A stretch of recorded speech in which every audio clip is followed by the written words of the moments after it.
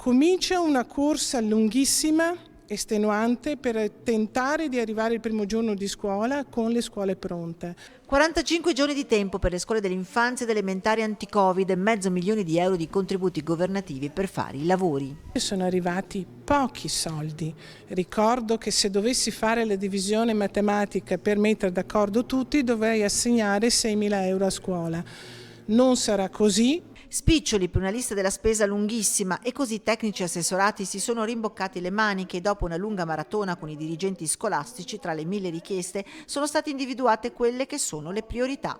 Tra le aree di intervento su cui lavorare da qui ai primi di settembre, €100.000 serviranno al settore istruzione per l'acquisto di 613 banchi singoli, rigorosamente senza ruote. Si aggiungono poi 166 sedie, 4 lavagne bianche, 530 lettini per le scuole e per l'infanzia, 18 mobili pensili e 200 sedili per l'auditorium della scuola Bortolanna.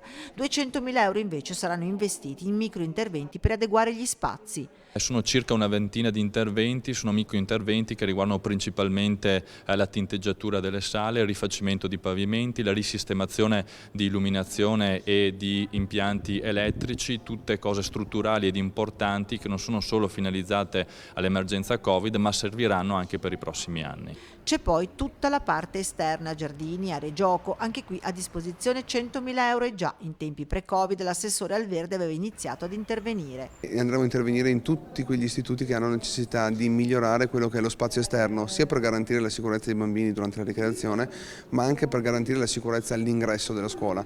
Quindi avere ingressi multipli permette di tenere i bambini distanziati, non dover differenziare l'orario di ingresso troppo. In salvadanaio restano ancora un po' di soldini da poter utilizzare e se i comuni sono al lavoro per preparare le scuole resta il problema del personale.